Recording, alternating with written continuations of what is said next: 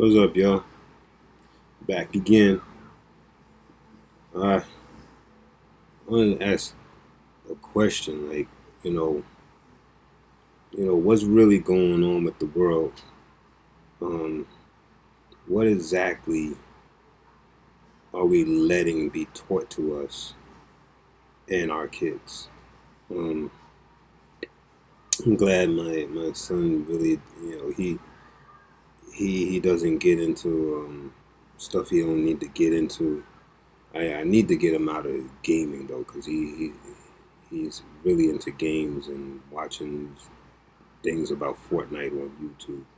I had to get away from that, but unfortunately, I don't have him all the time. So, what I might try to enforce in him, might not stay. You know, It'll stay when he comes and sees me. He knows the deal, but otherwise, it's a different story, and that's not an excuse. It's just fact. Um, but what are we letting get into us, because you Kwame and Carsino had a conversation, and Carsino spoke on the fact that we're being programmed to hate each other. Also, we're being programmed in a lot of different other ways because back in the day you had cartoons that taught you things. Well, the media is systematically, culturally programming us to destroy each other. They program you to focus on hate. They program you to always focus on drama. They even took away all the educational programs off television. That's why Bill Cosby went through what he went through. He tried to change NBC. Once he tried to purchase it, they was like, "How dare you?" Because he wanted to bring educational programs back. Why would Mm-hmm. Sesame Street be canceled? Why would things like Connection and teaching you about electricity, all of these programs they used to put on Saturday morning cartoons is even gone. Anything that was educational for children, my cousin wasn't even allowed to watch TV anymore in the mornings because he said, "Hey man, they put in too much stuff on TV now that's not even supposed to be." He's like, "I'm on Comedy Central or Cartoon Network, and they got some cartoon on there at like 2 in the afternoon, and I'm like way too adult." I'm like, "You can't watch this." So the television had to be monitored, and now it's like no more filters. So now your kids are exposed to all of this stuff, and now that with technology, you have television right on your phone. It's hard to keep these kids away from this stuff. You don't have to tell them anything. You be like, "Where you hear that from?" Yeah, the thing is that this was systematically done because once you keep people distracted, you can change law. We just had 53 laws changed Friday. Last Friday, people don't even know we had 93 laws changed within this year. And then one of the changes here, we're the first state in the country to allow Asian American history to be taught in the classes out here in all the schools. They're gonna teach Asian American history. But I'm like, wow, I didn't even see that as a change, but they just put this law in. Nobody's talking about it. They've made 52 other new changes since Friday. Nobody's even looked.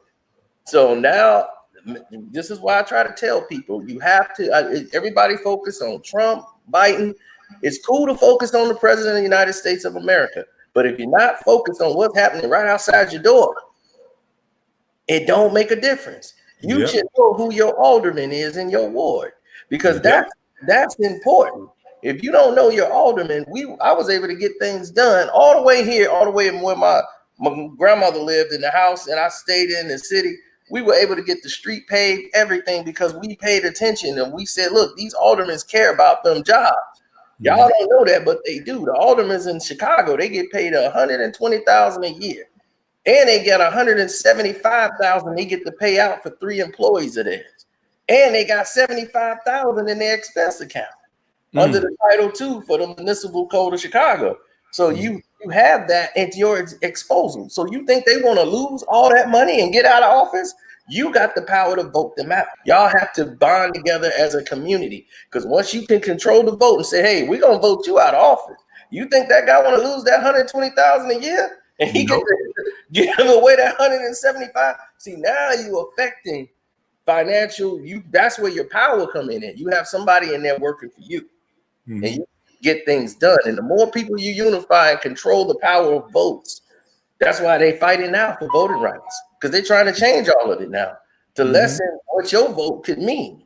Because they realize how powerful the vote is, and that people are waking up now with all this technology. They're making it easier to vote, and that's dangerous for them because they want to stay distracted and don't have time to go out and vote. And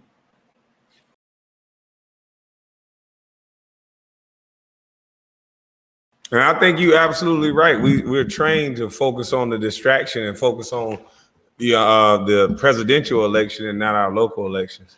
And when we do have a presidential election, they don't even talk to us about anything that they're doing. They bring out hot sauce. They bring out a rapper. They bring out who we like. And so I saw that early on, and I've been saying this the whole time. It's all about who you like and what group you're in. And that's why they did this whole Instagram thing. It's all about likes and who we like. We have to get back to having a conversation. I can't get mad at you for your opinion. People say they'll start the conversation like, oh, I don't agree with everything Carcino say, and then such and such, such and such. But then once they said that, they go into the conversation looking for the disagreement. Exactly. When I go into a conversation with you, I'm hearing everything you're saying. And even if something I don't agree with, I'm not going to talk about that. I'm going to talk about what we agree on. All the stuff you said this far is stuff that we need to hear. And that's not what we're hearing on our television station. We're hearing about tragedy. We're hearing about all these things that has nothing to do with the betterment of people, period, or let alone just Black people. Yeah, and they use the most popular media they can. They they look at the monitor, they say who people gravitate to the most. And they try to, if they can't see somebody up there that they could work with, they'll make the guy. Yeah. You know, they'll put him up there. You know, LeBron James, he's up there. Stephen A. Smith, he's up there. They put these guys in position to silence people that want to actually ask questions. I'm not saying even coming up with ideas, they don't like Kyrie Irving because he asks questions. Yes. That they consider to be dangerous. Yeah. Kevin Durant barely speaks at all, but when he speaks, they attack him because he doesn't follow their status quo. He's gonna wake up people to ask questions.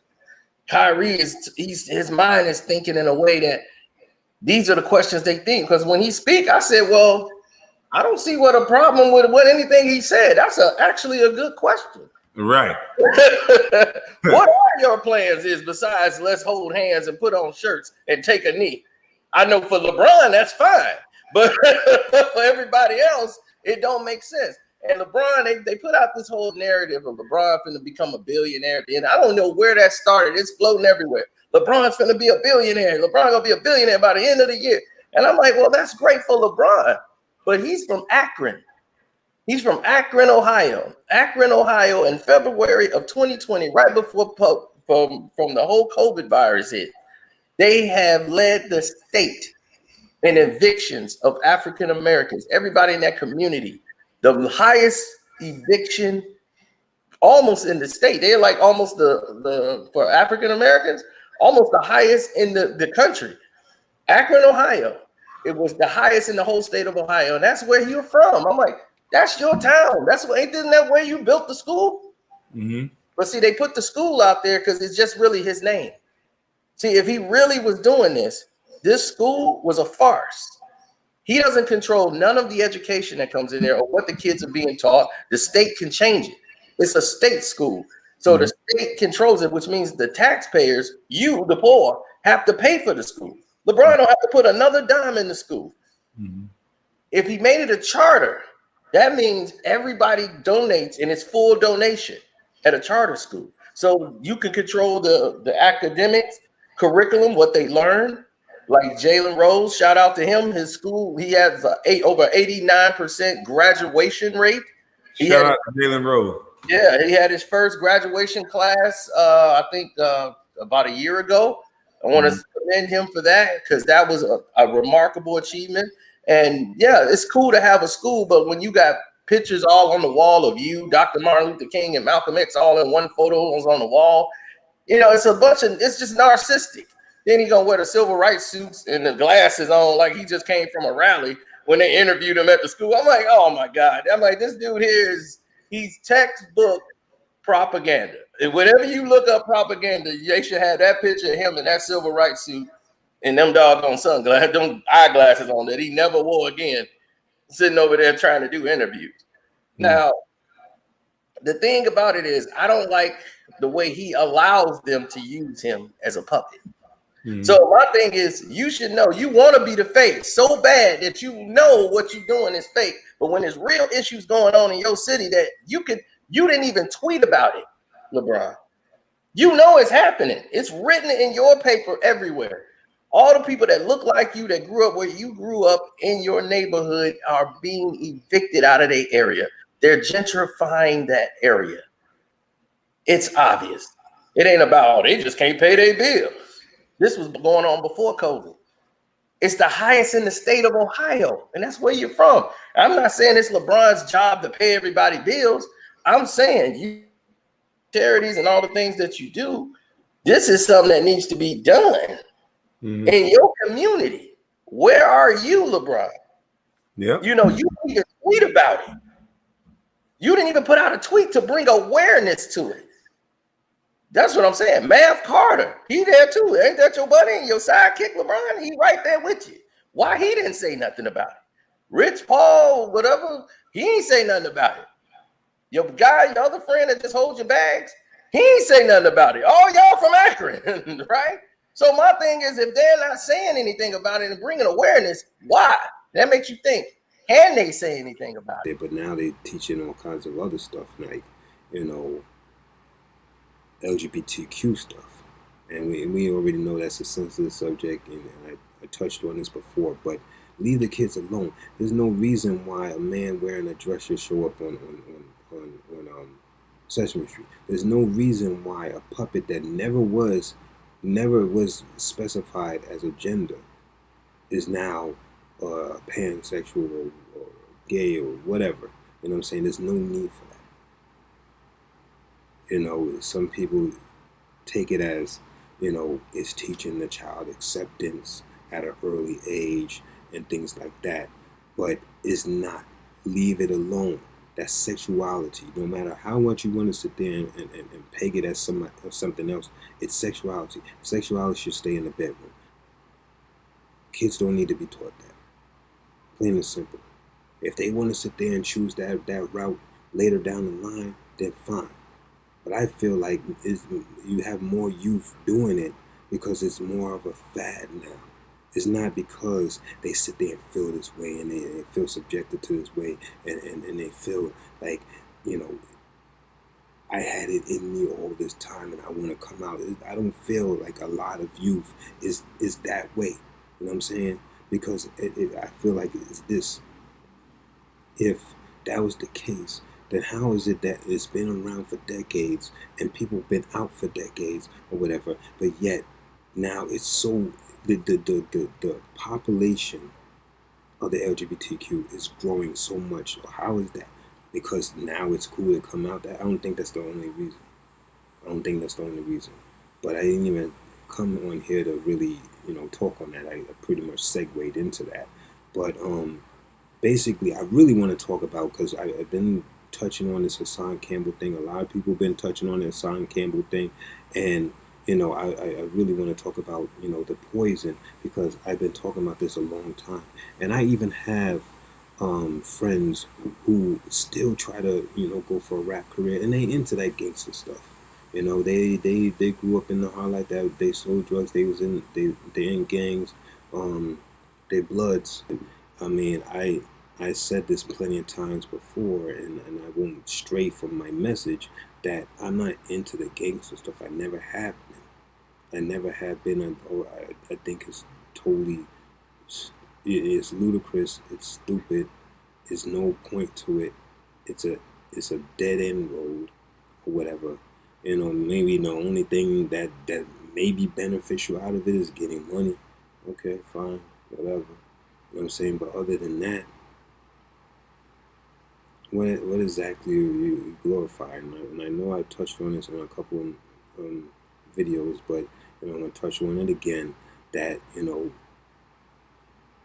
we can control that.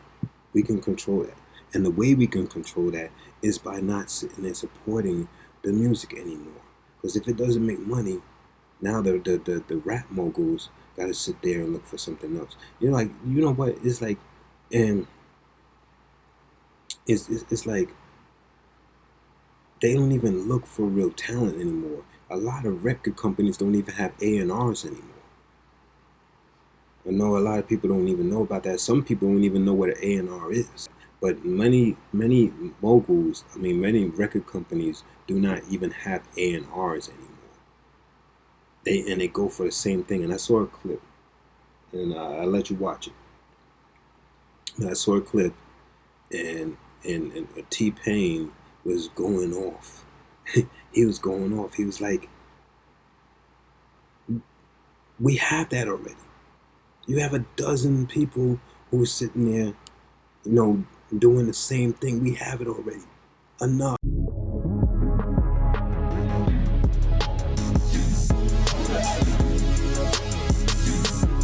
Oh my goodness. Oh my goodness. Something else. Just you know when your shit sounds like somebody else's shit. You're making it because because you're in the studio like, what's the #1 record right now? We need to make another one of those. Stop doing that. Stop. You're not original. Just, God damn it. Do some different music. We have all the shit that you're doing. We already have it. Lil Uzi Vert is already doing it. Lil Baby is already doing it. Dub Baby is already doing it. It's literally 2 niggas with baby in their names that's already doing all the music you want. Do something else. Do something else. That's it. That's all we want. Do something else. Holy shit. We have it. We have it already. You don't have to do that music anymore. We have the music already. We have Lil Baby. We have Dub Baby. We have Lil Uzi Vert. We have Lil Yachty. We have Lil everybody. Do something else. Holy shit. And it's funny to me because, I've been saying this for a long time. And, I don't want to always, refer this back to me, but I give you my take, and I throw myself in there to just let you know that I'm coming from my own experience. I'm coming from my own observations, and I can relate with these situations. So it's funny when you say certain things. And years ago, whatever the case may be, people, they brush it off. It goes in one ear and out the other, or they look at you like you have 2 heads. And then later down the line, somebody else says it, and then it starts resonating with them. It's so funny how that happens. But and I know I'm not the only one that has that kind of experience. I know there's plenty of people that be like, yo, I've been saying that for years. You know what I'm saying? But where's this music going, man? I can't even understand half of what they be saying. And they went from drug dealers to drug addicts. Like, what kind of crap is that? Like, seriously. And you had the same stuff, talking about the same stuff. And I touched on this on another video before. I said if I was an A&R of a record company, I wouldn't sign half of the people that got record deals now. Why? Mostly because they're not saying nothing different than what I've heard when I was growing up listening to rap. They're not saying nothing different. So what am I sitting there signing you on for? I want something different. I want new talent. I want the next wave. And that I think that's what's lost. Because back in the day you had the next wave, and that's what branched off into even creating whole new genres. You know what I'm saying? Like James Brown, he's the king of funk. One of the most sampled artists in the world. He created a whole genre of music. You know, Little Richard. You know, I can go on and on, but you know, you had so many innovators, Prince, Michael. You know, so many innovators. But now it's like there's no innovation. You just need a nice little beat and a catchy hook, and a nice little girl shaking their derriere in the videos, right? But we have to get back to a good message, and people like Kendrick Lamar. Like I seen a post too, like it was talking about Little Baby. I think it was talking about Little Baby, and how he's out rapping Kendrick Lamar. I don't know much about Little Baby, to be honest. I saw his little performance with Kirk Franklin, and I thought it was decent. It was decent. Had a little gospel appeal to it and stuff like that, and it had a good message, and from the Space Jam 2 soundtrack. But I saw they said he was out rapping Kendrick Lamar. I don't know if his messages are somewhat similar or whatever the case may be, but one thing I would say about Kendrick Lamar, one of the points they was making and why they feel he was out rapping Kendrick Lamar was that he's putting out music, a lot more music than Kendrick Lamar and faster than Kendrick Lamar. But one thing I could sit there and say, Kendrick Lamar is the type of artist that he's not going to put out just crap. He's going to sit there and put out stuff that has some kind of message to it, and it's motivation, it's motivating, and it's a basis behind it, and I can relate to that because even when I tried to get into the field of music, and I said it before, I didn't push hard enough. I just gave up on it. But when I was trying to get into the field of the music, I specifically wrote for a purpose. You know what I'm saying? Sometimes I would write a song and I wouldn't even give it a title. I would base the title around what I wrote in the song. Everything had to have some kind of structure. That's just how I was. You know what I'm saying? I'm pretty sure Kendrick Lamar is the same way. You know what I'm saying? But we lost a lot of that. And people like, Da Baby and Little This and Little That, Little Uzi and whatever, they're going to get the shine more than Kendrick Lamar. Like, he got his accolades. He did. But they're gonna get the shine more than Kendrick Lamar. They're gonna get the shine more than J. Cole. And J. Cole got accolades too. That's why, he's proud of his accolades. Because he could sit there and say he stayed true to himself, and he didn't sit there and go this little gangster route in order to sit there and sell records. And he's done with it. He sold millions of records. Maybe he might have sold more if he went that that gangster route or whatever. But that's not him. That wasn't him, and I can relate to that. But yeah, we've been programmed to hate ourselves because we can sit there and talk about kill this, kill that, end this, end that, be this, be that, or whatever, and we get all kinds of views, we get all kinds of record sales, whatever the case may be. The minute we sit there and say the same thing toward whites and now Asians. Curtains closed, wig pushed all the way back. They turn your TV off. You know what I'm saying? So, you get. It's something that people has been saying for a long freaking time, and people haven't been listening. But it's something that there's nothing new. It's and anybody that's saying it now. It's no new phenomenon. People been saying this for years, but people just don't listen. And we have the power. Cut their money. You cut their money, that changes things. They love it. They hate to lose money. You cut their money, it changes things.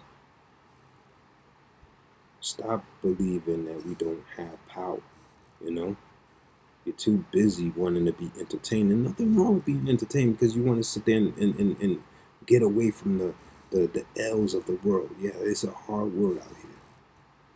So you want to, take your thoughts away from what's really going on and stuff like that. But the more you do that, the more you live in some fantasy world, and the more they're controlling your little fantasy world. That's what they're doing. They're manipulating you. They put in propaganda, and even in the news. I touched on this before. Even in the news, just because it's on the news doesn't mean it's true. They can sit there and take any little story and spin it around. They can sit there and even pop any little picture up and put some name towards it and say, oh, this person got shot, and da da da da. You think they can't? You think they can't do that? You think they won't do that? Just for a story? Why is it that all the time, I mean, ever since I've been growing up to now, almost all the time, you're hearing about somebody getting shot, hearing about somebody getting shot, somebody getting robbed. Why? How is that happening all the time? I know these neighborhoods are bad, don't get me wrong. And I know crime be up, don't get me wrong. But how is it happening all the freaking time? And if you care so much, then why are you not doing nothing to stop it? Because you can't. You can stop it. You can stop it. People think putting more money into cops is going to sit there and stop it. It doesn't. Putting more money into programs and jobs that will keep these youth out of trouble and not feeling they need to rob somebody to survive. That is what gets the crime down. That's what does it. There's not less crime in the freaking white neighborhoods because white people act better.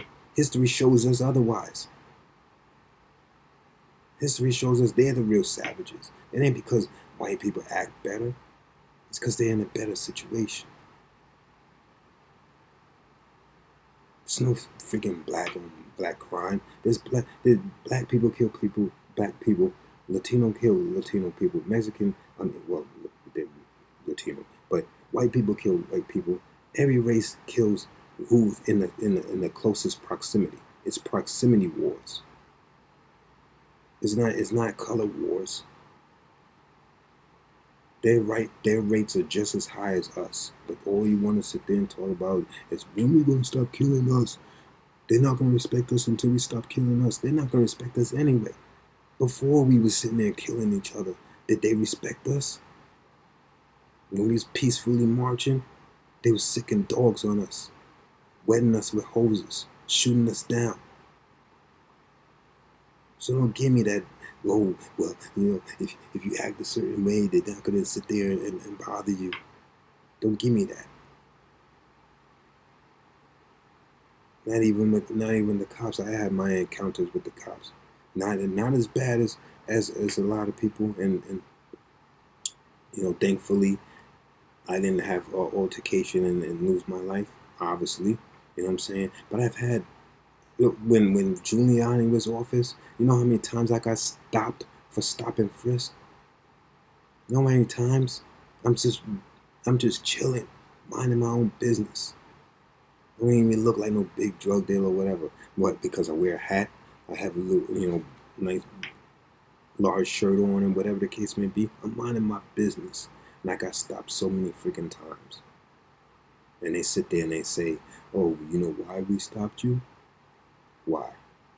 Oh, because when we passed you, we saw that you looked like you was concealing something, like you was quick to throw something away or whatever the case may be. I'm like, what? If anything, I was just sitting there putting my hand in my pocket. That's always been my habit. I walk with my hand in my pocket. I'll stand next to you with my hand in my pocket. That's always been my freaking thing. And another time I'm sitting there walking, I'm on the phone. I'm in the middle of a conversation. They hop out of an unmarked van. Just hop out. Throw me against the wall. Right. I'm still in the middle of a conversation. Didn't even get a chance to sit there and get off the phone.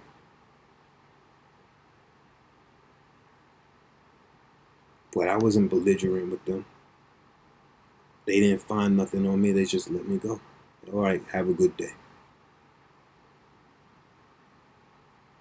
You can't tell me, and just act a certain way, and that's that. You can't tell me that, man. Because even if I'm sitting there coming for work, because I dress up for work now, because I'm a community engagement coordinator, so I have to dress up for work. Let's say a cop is having a bad day, and they think I'm reaching for something in my pocket. They might sit there and still harass me anyway. You know what I'm saying? And I'm dressed up. How you explain that? Huh? How you explain this to some start? I can't. There was a story back not too long ago. I mean, it was a few years ago, but I can't remember who the star was. But he wasn't recognized, and cops rolled up on him. I think they even arrested him or whatever. They falsely accused him of something or whatever. They didn't even recognize that he was some kind of star. When they found out, then they released him. So, I mean, you can't tell me about, getting respect from them or whatever. Because when it comes to those particular whites, you'll never get their respect. It doesn't matter what you look like, what kind of money you're making. You could be P. Diddy status and they will not like you. They will not like you. Maybe they might have a conversation, maybe not. Maybe they might shake your hand. But it's only the money talking. I guess that's why, some like Stephen A. love that almighty dollar. Get up and wake up thinking about making that boss more money so they can get a little piece. I want to make you 500 mil so you can give me a mil. I don't understand, man. I don't understand. And I don't understand how you shun voting and all kinds of things in the system. You advocate businesses, but it's still part of the system. And these people that you don't want to vote out, or you don't want to help vote out, are the ones that sit there and make these laws that sit there and directly affect you, whether you realize it or not. They're the ones that can sit there and make it hard for your business. I mean, especially if you have a Republican in office. They're for big business. They're not even for small business. Let's be real here, man. And I'm gonna keep on advocating that. So, I'm just gonna leave y'all with that, and enjoy the rest of your day.